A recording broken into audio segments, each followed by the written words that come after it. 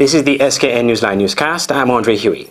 Opposition leader Dr. Denzel Douglas expresses concern over government's double salary payments and its beneficiaries. More from Skn Newsline's Glenn Bart. The matter of the double salary payment for December 2021 became an issue of concern expressed by leader of the parliamentary opposition, Dr. Denzel Douglas. According to the opposition leader, the Minister of Finance, Prime Minister Dr. Timothy Harris, had only indicated that civil servants would receive a double salary and that other categories of government workers and pensioners were not mentioned. Responding to the budget address on 15 December, the opposition leader criticized the creation of uncertainty over the payment, prompting the Minister of Finance to respond. I listened to the Prime Minister very carefully and I read the budget address over and over again to see if I missed anything.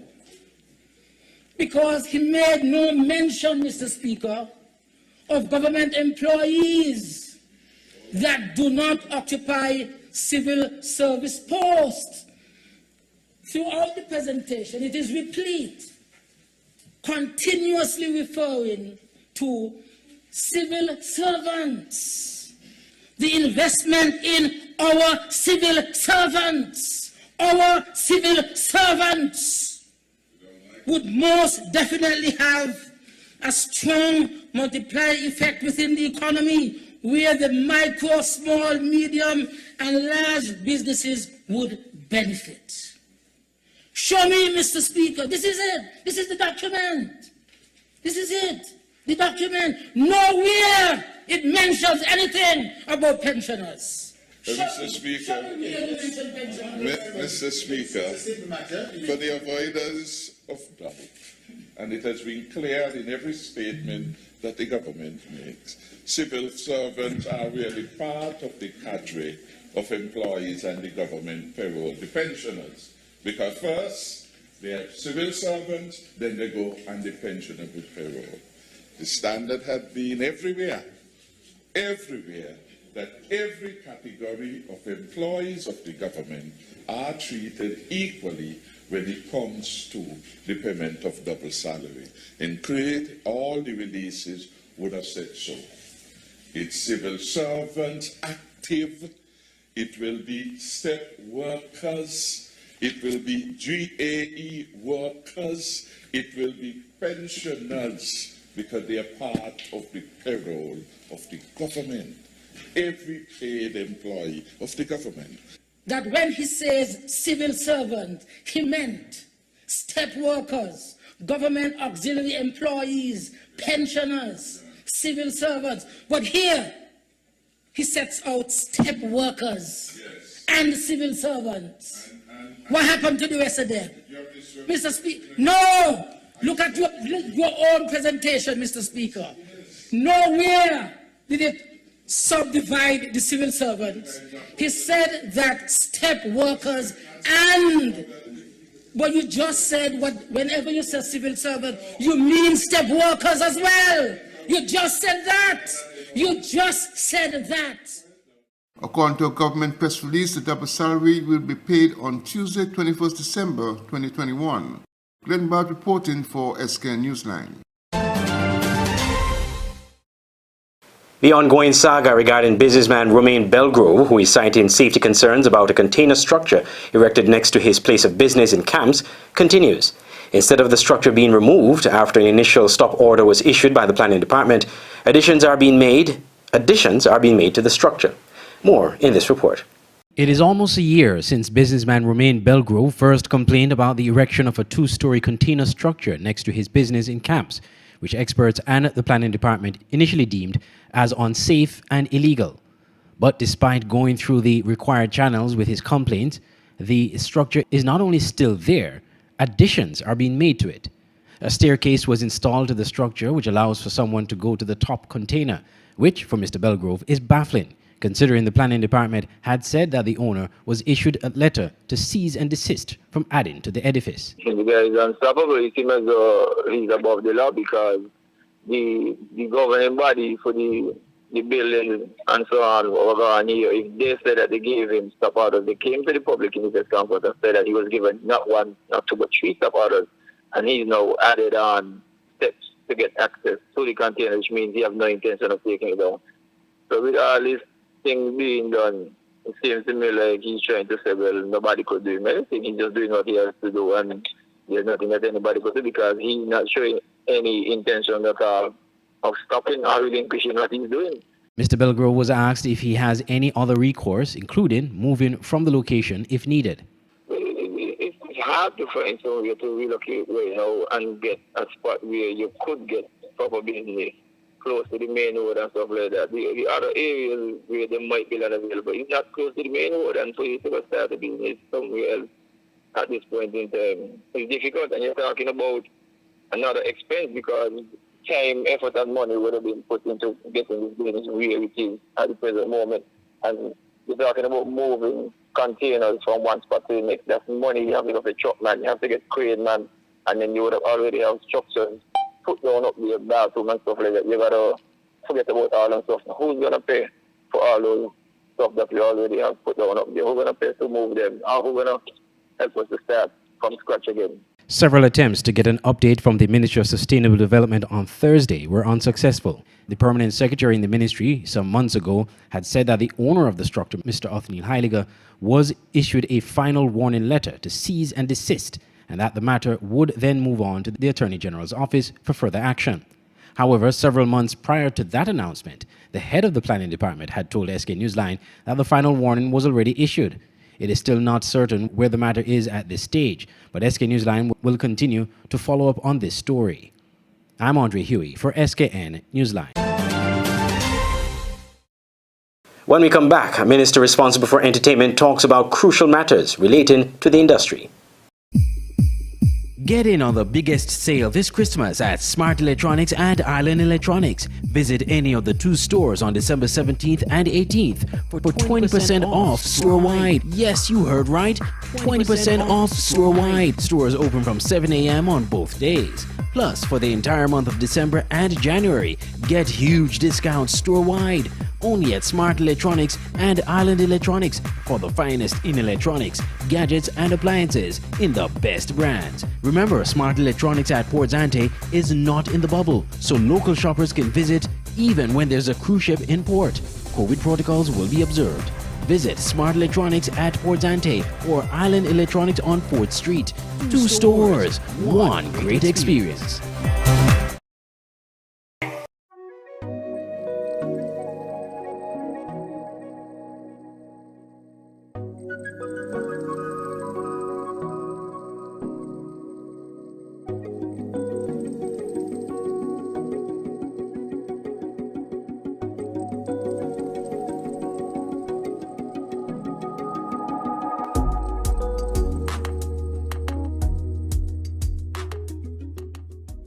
If you need effective advertising at affordable prices, you need to advertise with Skn Newsline. We offer a wide range of services: TV advertising, video ad production, social media marketing and management, WhatsApp marketing, digital marketing, and much more.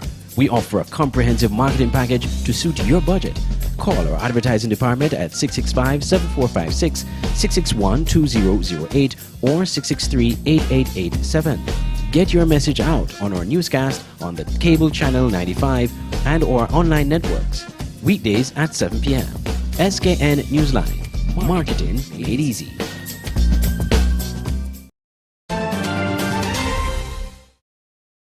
Welcome back. Minister responsible for entertainment, Akila Byron Nisbet, talks about crucial matters relating to the industry during a National Assembly address on Wednesday. Glenn Bart reports. A code of practice for the photography and film industry is being developed to strengthen its development while enhancing the environment for its conduct of creative activity. According to Akila Byron Nisbet, the minister with responsibility for entertainment, the code will significantly help the industry set high levels of efficiency and effectiveness. At the time of her comments, the minister was addressing a December sitting of the National Assembly. In the process of finalizing our code of practice for film and photography. The code of practice will apply to all forms of production, including feature films, television, commercials, drama documentaries, music videos, still shots, you name it. As long as those are shot on location in public places in St. Kitts and Nevis, the expectation is that they do not disrupt our normal activity. The aims of the code are to ensure that the industry can film effectively, efficiently, and flexibly in St. Kitts and Nevis. She indicated that creatives on St. Kitts could benefit from a special package being offered by the cable company. Glenn Bart reporting for Skn Newsline. The Salvation Army on Thursday did its annual Christmas hamper drive in Bastyr at the church's location on Keon Street. We visited the location and spoke to the organizers about the exercise.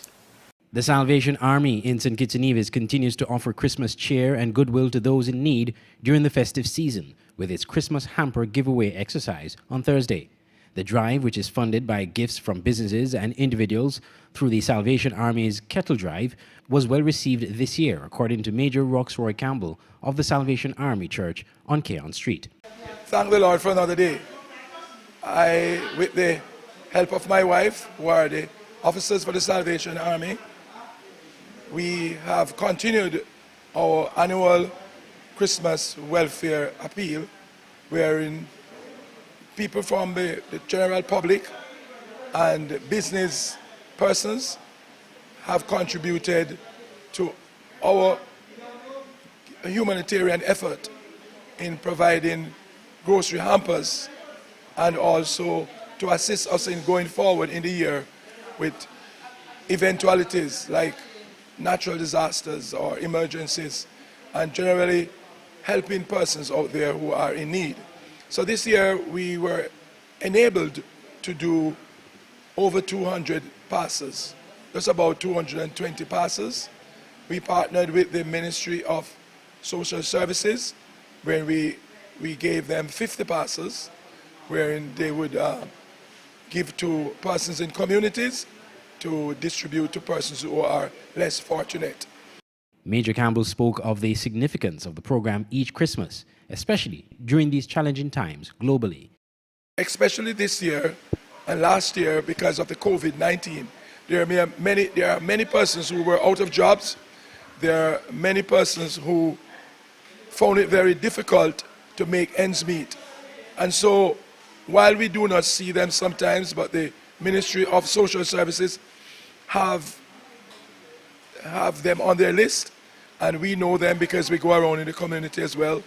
These persons are thankful that the public could have helped them during this time of their need. Andre Huey, Skn Newsline. When we come back, good news on the regional scene. The remaining kidnapped U.S. missionaries in Haiti have been released. The details when we return. It's the new and improved Skn Newsline Android mobile app. With the Skn Newsline app, you can watch your news reports, the Skn Newsline Newscast, sports, special features, and so much more. You can also send us a WhatsApp or call us directly. Go in the Google Play Store, search Skn Newsline, and download the app today. The Skn Newsline mobile app. News on the go.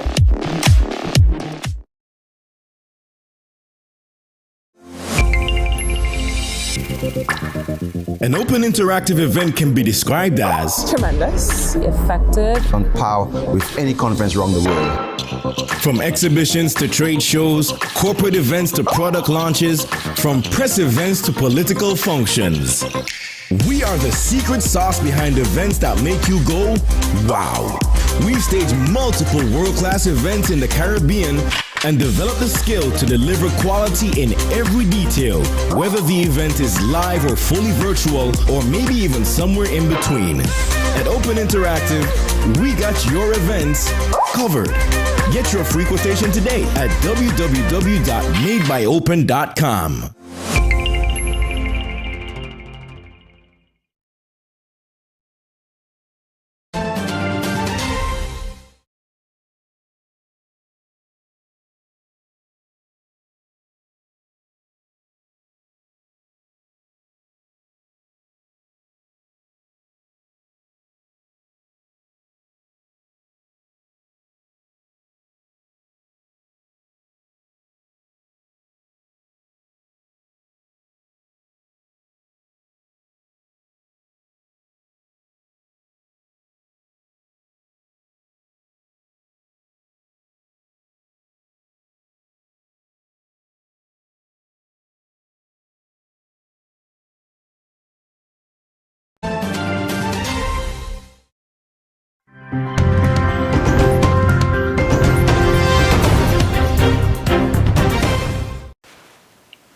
Welcome back, and now to news on the regional scene. Haitian police have said on Thursday that a kidnapping gang has released all remaining hostages from an Ohio-based missionary group.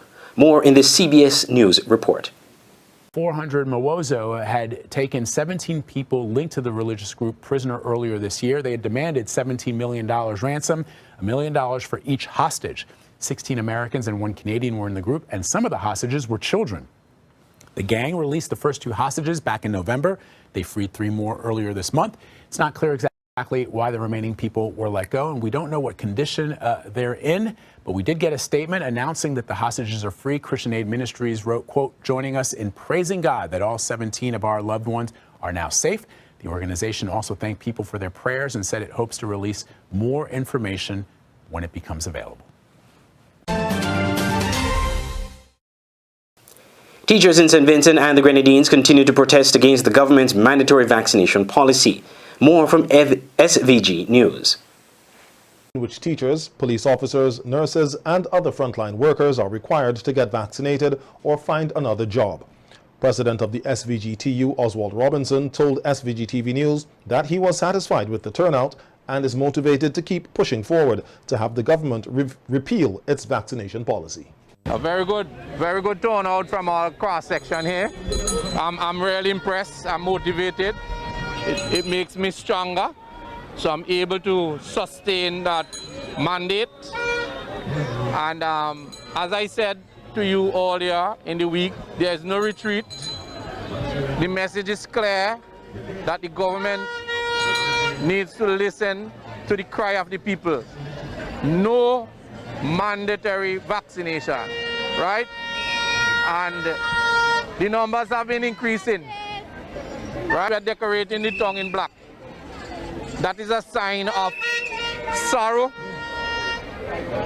It's a sad state in St. Vincent and the Grenadines, and we are demonstrating that in the color of black. Togetherness as we forge forward to show to the government of St. Vincent and the Grenadines that the masses against mandatory vaccination. It's very sad that the government has to be cutting down people's breadfruit tree. In this time, when you need money to pay your bills, feed your children, and all your other financial obligations. Robinson noted that the next step before the SVGTU will be to file an injunction in the High Court. We are filing our legal matter in court. The lawyers are fine-tuning the documents. I am going to sign on to them very soon. We have to make sure that all the T's are crossed and all the dots are dotted. And very soon, we are going to file in the High Court in seeking legal redress. And I'm very confident, based on the preparation of the instruments, what I've seen so far. This is not the time to give up. This is a fight for Vincent chance, for our children, for the future generation. Because I already heard that they are telling children that they have to be vaccinated. You see? So we have to fight for the future generations to come. And this is the time. If we don't get it right now, we're going to lose it. Can't be tampering with the constitution of our land. And we sit back idle. And I hope the government use wisdom and repeal that wicked act.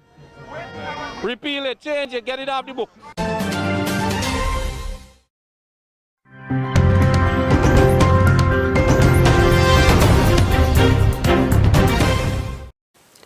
Now to news on the international scene. The House voted to refer former White House Chief of Staff Mark Meadows for charges after he refused to testify before the January 6th committee.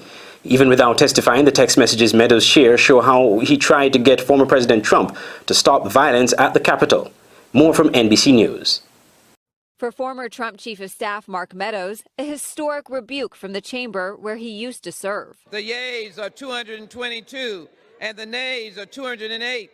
The House voting mostly along party lines to hold Meadows in contempt of Congress, referring him to the Justice Department for possible prosecution after refusing to testify before the January 6th committee. Our former colleague, Mr. Meadows, has left us no choice. But even without testimony, Meadows provided thousands of documents, including explosive text messages revealing that on January 6, figures across the political world sent texts pleading for Trump to intervene. They are texts that Mr. Meadows has turned over, and they are evidence of President Trump's supreme dereliction of duty for 187 minutes. Some of those text messages, Madam Speaker, came from members in the chamber right now. Representative Cheney saying the text messages are the fundamental piece of evidence as to whether former President Trump may have committed what could amount to a crime on January 6. Mark, one member said, he needs to stop this now. In all caps, tell them to go home. POTUS has to come out firmly and tell the protesters to dissipate. Someone is going to get killed. Even Senate Republican leader McConnell, who opposed an independent commission, is watching the proceedings. I think we're all watching, as you are, what is unfolding on the House side. And it will be interesting to reveal all the participants who were involved. Members of the media that texted with Meadows have been identified, including Fox News hosts Laura Ingraham and Sean Hannity, both of whom downplayed January 6. Quote, Mark, the president needs to tell people in the Capitol to go home. This is hurting all of us. He is destroying his legacy, Laura Ingraham wrote. Both hosts responding to those text messages on their respective programs last night. Where is the outrage in the media over my private text messages being released again publicly? Do we believe in privacy in this country? Apparently not. Both publicly and privately, I said what I believe, that the breach of the Capitol on January 6th was a terrible thing. Leanne Caldwell joins us now from Capitol Hill. Leanne, you know, some of the identities of those who texted have not been publicly revealed, we know, obviously, but NBC News has confirmed that one of those text messages was sent by Ohio Representative and Trump ally Jim Jordan. What can you tell us about what he said? That's right, Aaron. The text that was sent was about unconstitutional electors are no electors at all. Now, that's something that Jim Jordan's office said was a text that was sent to him that he then just forwarded to Mark Meadows. But the reality is that is just one of the many texts sent by lawmakers to Mark Meadows on that day and leading up to January 6th. And it shows that lawmakers are two things. Some of them were working with the White House to try to overturn the election. Other texts show that they were worried on January 6th and calling on the former president to call things off. I spoke to the head of the committee, Benny Thompson, and he said that within time, the names of those lawmakers who sent the other texts will come out. Aaron.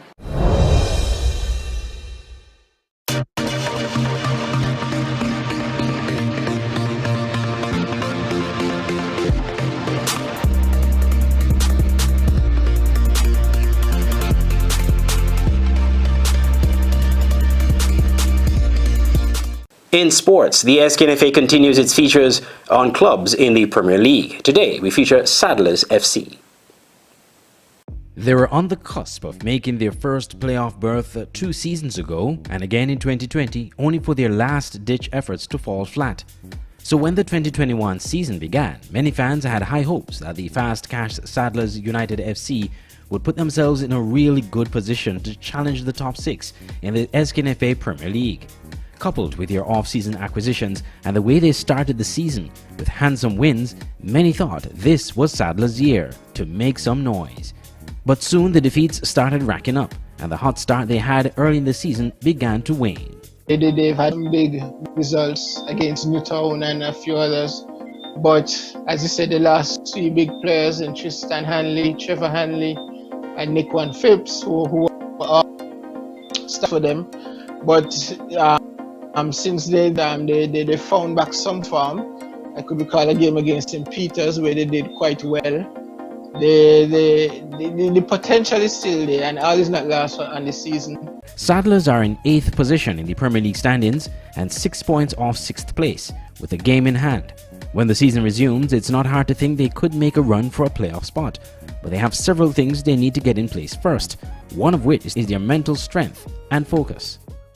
They had some ridiculous red cards some of their key players, showing their attitude and their frustration on the field of play, earning themselves on red card, and that would have destroyed the chemistry of the team. So they'll have to pay more close attention to their mental preparation.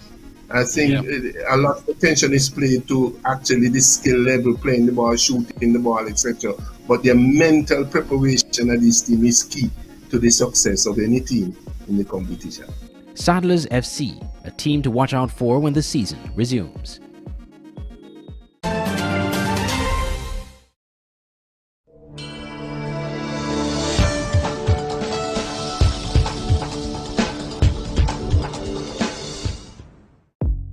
Welcome to the Skn Newsline Weather Report. I am Janil Boole. Here is a look at the 4-day forecast for St. Kitts and Nevis.